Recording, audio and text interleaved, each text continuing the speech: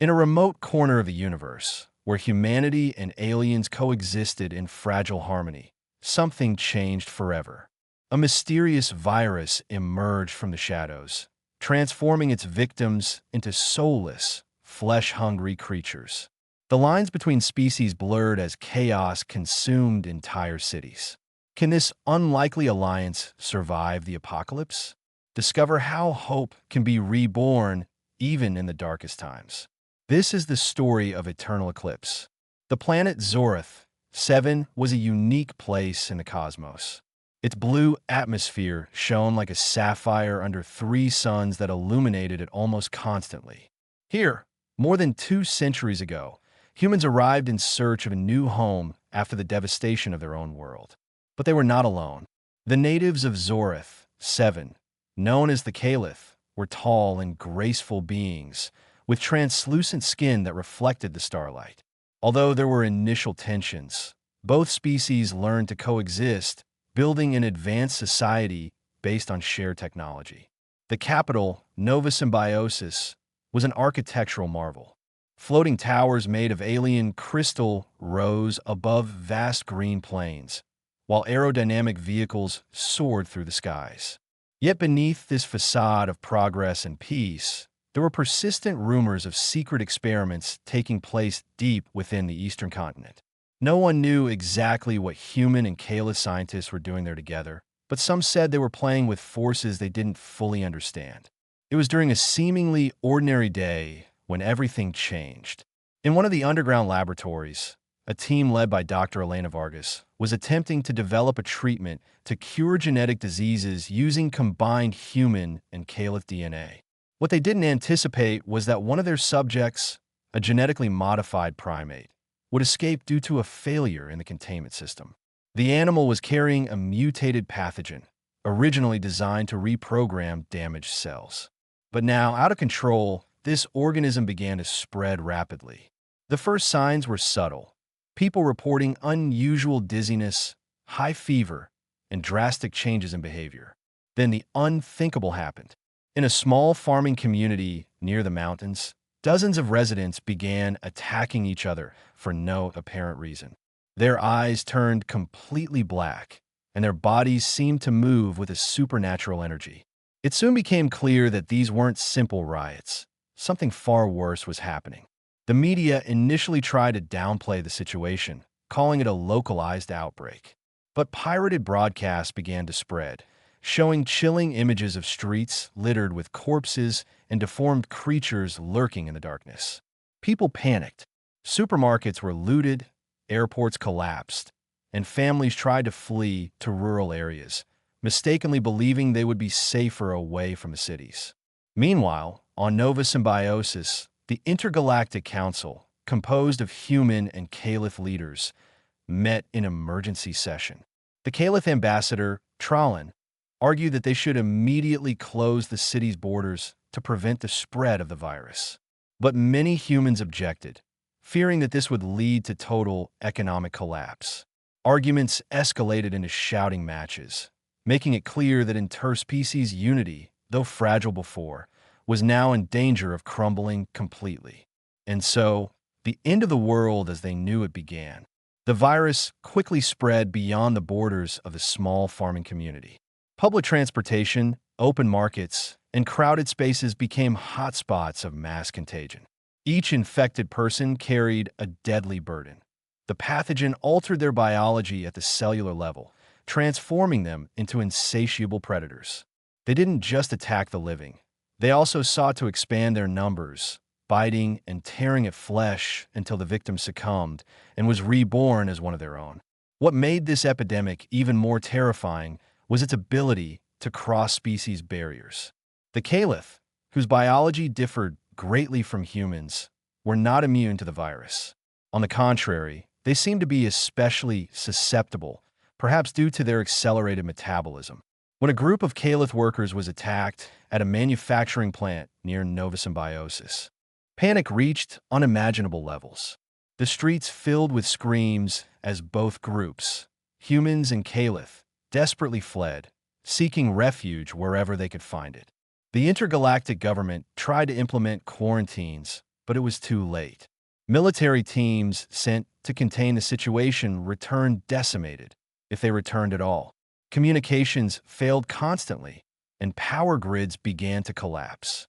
Soon, large sections of the city were plunged into darkness, illuminated only by the flickers of fire coming from burning buildings.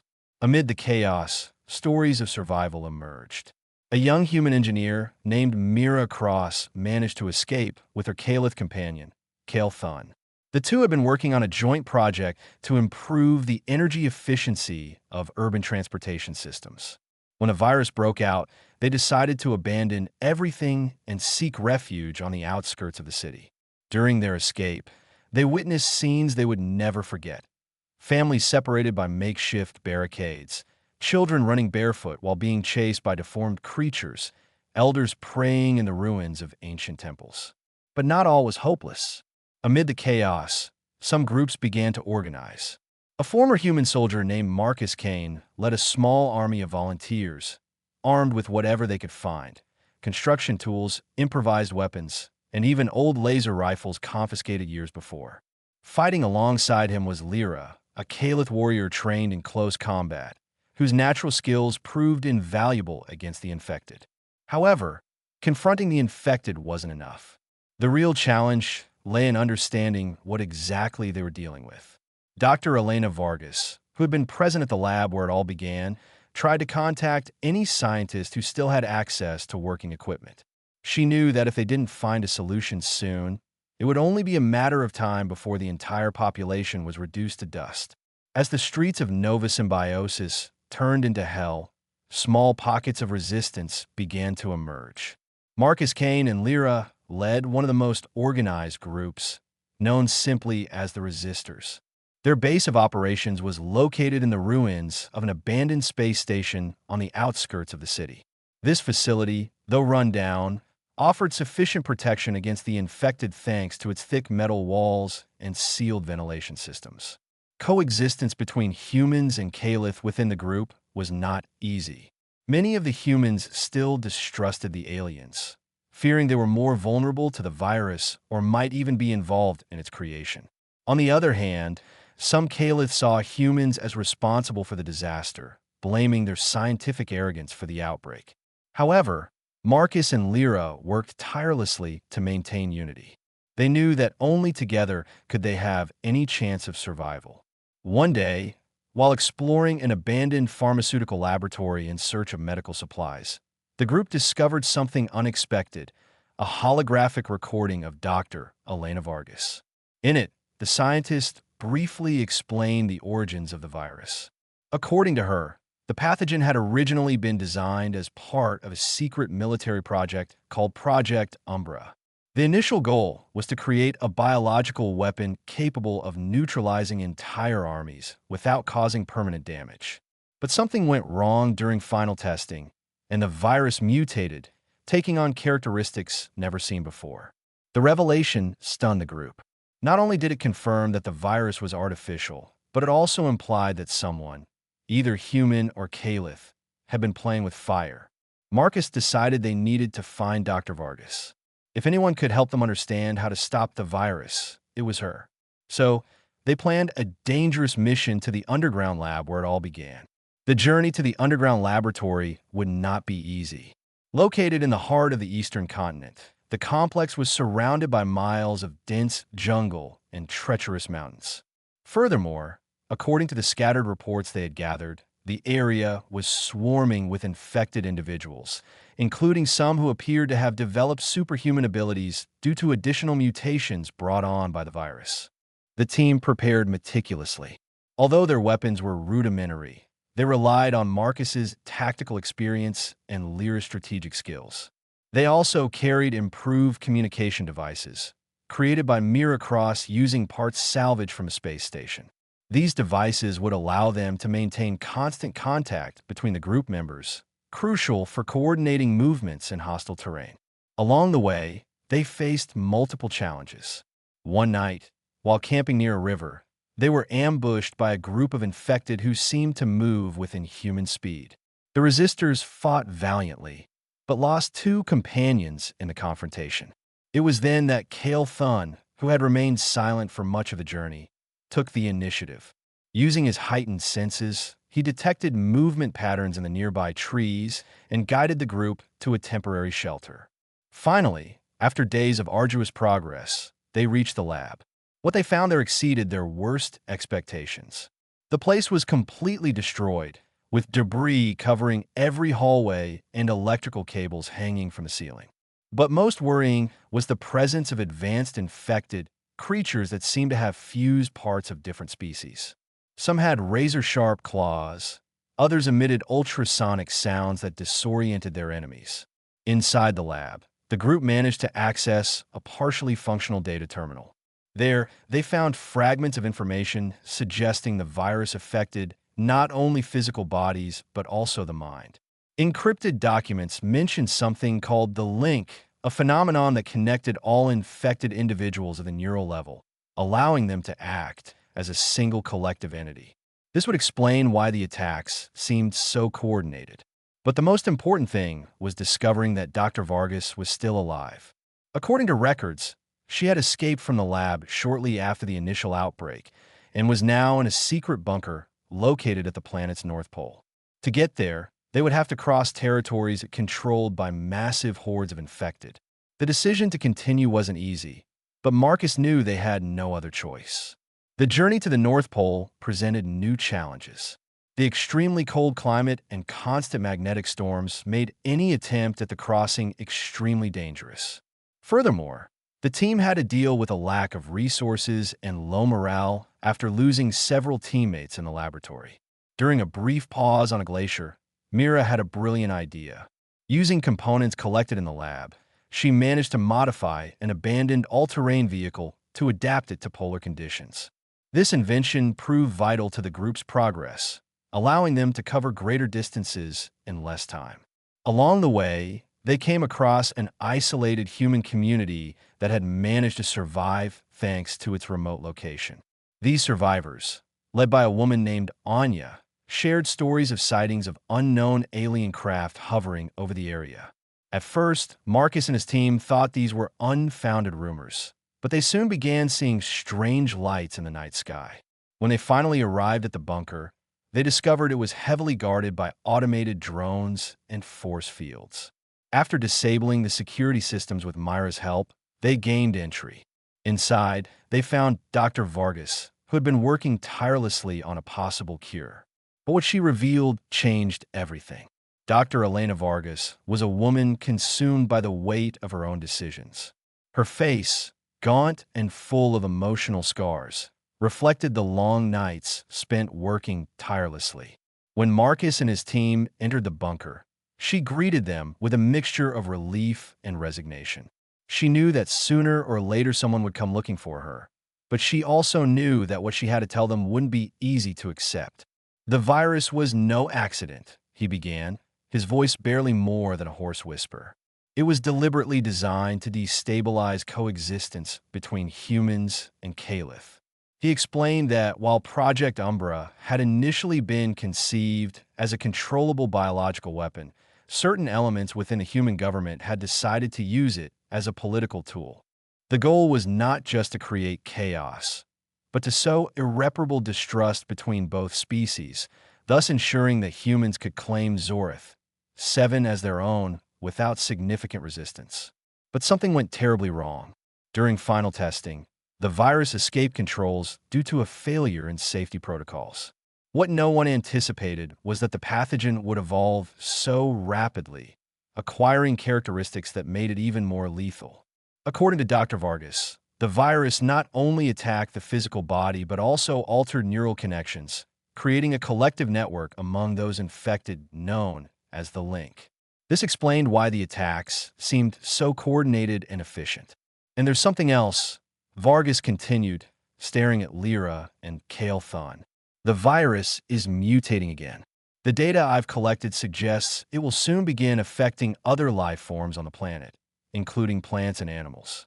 If that happens, there won't be anything left alive on Zorith 7. The silence that followed was oppressive. Each member of the group processed the magnitude of what they had just heard. They weren't just facing a zombie apocalypse. They were dealing with an existential threat that could extinguish all life on the planet. With this new information, the team realized they had no time to waste. Dr. Vargas showed them her progress toward a potential cure. She had developed an experimental compound that, according to her simulations, could neutralize the virus by interfering with its ability to replicate. However, there was a problem. It needed a key component that could only be obtained from an extremely rare plant, known as Luminaria noctis. This plant species was endemic to the crystalline valleys of the southern hemisphere, a region now rife with the infected and under constant toxic storms. The group faced an impossible choice. They could attempt to recover the plant, knowing the odds of success were minimal, or they could seek another, less risky, though perhaps ineffective, solution. Marcus looked at Lyra, who nodded silently. They both knew they had no choice. If they wanted to save the planet, they had to go after the Luminary Noctis. Before leaving, Dr. Vargas provided them with a series of improvised medical devices, including doses of a basic antiviral that could temporarily delay the virus's effects in the event of direct exposure. She also warned them about something disturbing. Recent reports suggested that the advanced infected were beginning to display more intelligent, almost strategic behavior. This meant they were no longer just facing savage beasts, but potential traps orchestrated by the Link.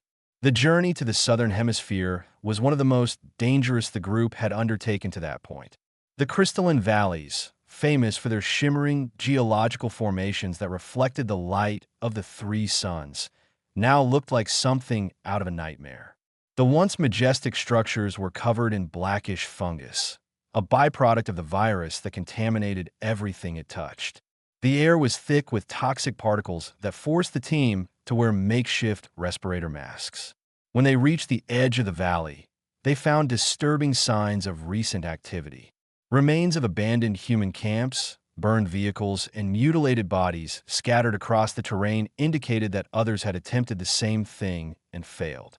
Mira, using a handheld scanner, detected large concentrations of movement underground. Apparently, the infected had learned to tunnel and move undetected. The first night in the valley was brutal. A magnetic storm swept through the area, causing the team's electronic systems to fail. It was then that the inevitable happened. A group of infected emerged from the tunnels, attacking them without warning. Kael'thun, thanks to his heightened senses, managed to alert the group just in time. The battle was chaotic. The advanced infected demonstrated surprising strength, launching themselves at them with razor-sharp claws and bloody jaws. During the fight, Anya, the leader of the human community who had joined the team, was severely injured. Before she could receive medical attention, she began showing symptoms of the virus. Her breathing became irregular, her eyes darkened, and she began making inhuman, guttural sounds. Knowing what was coming, Marcus made a painful decision: administer a lethal dose of the antiviral to prevent her from becoming one of them. It was a devastating moment for everyone, especially Lyra, who had developed a close connection with Anya during the journey. Finally, after hours of desperate fighting, the team managed to break through to the heart of the valley, where the Luminaria Noctis grew. But even there, they weren't alone. A massive group of infected, led by a monstrous creature that seemed to have fused parts of several species, blocked access to the plants. Marcus and Lyra exchanged a determined look. They knew this would be the final showdown. The ensuing battle was epic and relentless. The mutated creature, nicknamed the Sentry for its colossal size and apparent tactical intelligence, commanded the infected as if it were a general in an ancient war. Its movements were precise and calculated, and each attack seemed to anticipate the team's actions. It was evident that the liaison had reached a level of evolution never seen before. Mira, using her ingenuity, improvised a trap using chemical explosives collected from industrial debris. Though it initially worked, incapacitating several infected, the Sentinel proved resilient to the blast's effects. At a critical moment, Kael'thun sacrificed his personal safety to distract the creature, allowing Marcus and Lyra to flank the monster and attack it from blind spots. But the true heroism came from an unexpected act. During the chaos, one of the group's caliph, a young man named Rand, used his body to activate an energy barrier containing toxic waste. This suicidal act sealed many of the infected within the contaminated area, including the Sentinel, whose agonized screams echoed throughout the valley. Rand's sacrifice allowed the team to finally access the Luminary Noctis. With trembling hands, Mira collected the necessary samples while Marcus and Lyra watched the perimeter. Every second counted, knowing that more infected could arrive at any moment. When they finally had enough material, the team retreated as quickly as they could, leaving the cursed valley behind. The return to the bunker was equally dangerous, but the team was determined to complete their mission. During the journey, the group's morale fluctuated between hope and utter exhaustion. They had lost valued comrades, including Rand, and the emotional scars ran deep. However, there was also a sense of renewed unity. Humans and Caliph had fought together, overcoming their differences in the name of a common goal. When they finally arrived at the bunker, Dr. Vargas greeted them with a mixture of relief and urgency. She immediately began working on formulating the antidote, using the Luminaria Noctis samples. For hours, the team watched as the scientists delicately manipulated the compounds, tweaking formulas and performing preliminary tests. Finally, after what seemed like an eternity, she announced that the antidote was ready for testing. The first test was conducted on a previously captured infected person. Strapped to a stretcher, the subject displayed all the classic signs of the disease: pale skin, black eyes, and erratic movements. When the antidote was injected, something miraculous happened. His body began to shake violently, but little by little, the symptoms began to dissipate. His eyes returned to their original color, and his breathing normalized. Although weak, the individual awoke, confused but alive. It was a sign of hope. But Dr. Vargas cautioned that much work remained. The antidote worked, but producing it on a large scale would be a monumental challenge. Furthermore, they needed to find a way to distribute it quickly across a planet infested with infected individuals. Although the antidote had proven effective in limited testing, the real battle was yet to come. Dr. Vargas explained that producing enough to treat the entire population of Zorth 7 would require massive resources and an infrastructure that no longer existed. The automated factories that had once manufactured medicine were now abandoned or under the control of hordes of infected. Not to mention that distributing the antidote meant reaching remote communities, many of which had been completely isolated by makeshift walls or simply disappeared. Marcus proposed a bold plan to use derelict spacecraft in low orbit as floating production centers. These ships, though obsolete, featured advanced laboratories that could be adapted to synthesize the antidote. However, reaching them would be a monumental challenge. The launch systems had collapsed during the early days of the outbreak, and any attempt to reactivate them could alert the link to their movements. Mira, using her technical ingenuity, suggested modifying a ground vehicle to function as a mobile launch platform. With the help of Lyra and Kale Thun, the team worked tirelessly for days to build what they called Project Ascension. Although rudimentary, this system would allow small drones to be sent toward the ships to reactivate their systems from a distance.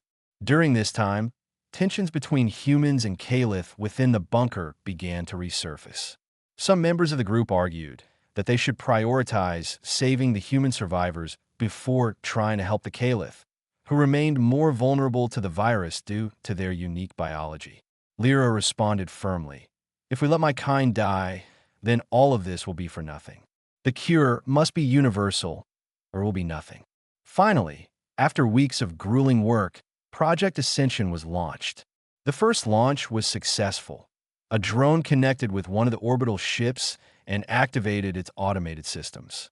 From there, they began receiving transmissions confirming that the labs were ready to begin production of the antidote. Just when things seemed to be looking up, something unexpected happened. A coded message arrived at the bunker from an unknown source. It revealed that a group of surviving human scientists had been working in parallel on another antidote, but their intention was not to cure everyone. According to the message, these scientists planned to use the virus as a tool to exterminate the Caliph, publicly blaming them for the initial outbreak. Marcus and Lyra decided to investigate this information. They organized a strike team to infiltrate a hidden facility in the Western Mountains, where the scientists were supposedly located. What they found there was chilling. Rows of containment tanks filled with infected Caliph, used as test subjects to perfect the virus. The scientists, led by a man named Dr. Jonas Riker, justified their actions by saying that the Caliph were too dangerous to coexist with humans, especially after the outbreak.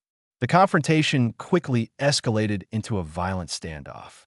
The scientists, protected by heavily armed mercenaries, attempted to stop Marcus's team. During the melee, Mira was severely injured while attempting to sabotage the facility's main systems. Despite her critical condition, she managed to disable the containment tanks, releasing the infected Caliph and causing chaos within the base. Amid the confusion, Marcus directly confronted Dr. Riker. The latter attempted to justify his actions, arguing that they were sacrificing a few to save the many. But Marcus, furious, retorted, "There is no salvation if it's stained with blood." Riker was captured, and the facility was destroyed to prevent anyone else from using it. Back at the bunker, the team fought to save Mira, whose injuries were severe. Dr. Vargas worked day and night to stabilize her, using alien medical technology combined with human techniques. Finally, Mira woke weak but alive. Her first thought was to ask if the sabotage had been successful. When they confirmed it had, she smiled weakly before falling back into a deep sleep. With the antidote production underway, the next challenge was distributing it. The team decided to split into smaller groups to cover different areas of the planet. Marcus would lead one of the teams toward Nova Symbiosis, where they knew thousands of survivors remained trapped. Lyra and Kale Thun would head toward rural regions, searching for hidden communities that had not yet been reached by the virus. But even with the antidote ready, the obstacles remained daunting. Advanced Infested, guided by the Link, began coordinating attacks against the areas where the treatment was being distributed. It was evident that the virus was evolving again, trying to resist the antidote's effects. Furthermore, Zorath 7's climate was changing drastically due to virus mutations, causing global storms that made travel difficult. The final phase of the mission brought the team face-to-face with the core of the Link. They discovered that the collective network of infected people was controlled by a gigantic creature that had emerged from the depths of the eastern jungle. This entity, known as the Nexus, was an amorphous mass of mutated flesh, connected through millions of nerve endings. It was the mastermind behind the entire network, and destroying it was the only way to definitively end the virus. The final confrontation was epic. Using explosives laced with the antidote, the team managed to penetrate the Nexus's defenses. But the creature was cunning and dangerous, unleashing waves of infected against them. It was Kale Thun who made the ultimate sacrifice, launching himself into the heart of the Nexus with an explosive charge that destroyed the entity from within. As the Nexus collapsed, the remaining infected began to decompose, freed from the virus's control. The entire planet seemed to breathe a collective sigh of relief. Months later, Zorath 7 began to heal. Humans and Caliph worked together to rebuild their cities and restore ecological balance. Although the scars of the apocalypse would never fully disappear, both peoples learned to value their unity like never before. Marcus, Lyra, and Mira became living legends, reminders that even in the darkest times, hope can be reborn. Together, they planted a new Luminaria Noctis tree at the center of Nova Symbiosis, symbolizing a shared future. Thanks for joining us until the end of Eternal Eclipse. If you enjoyed this epic sci-fi story, please leave a like, subscribe to the channel, and share your thoughts in the comments. See you in the next adventure.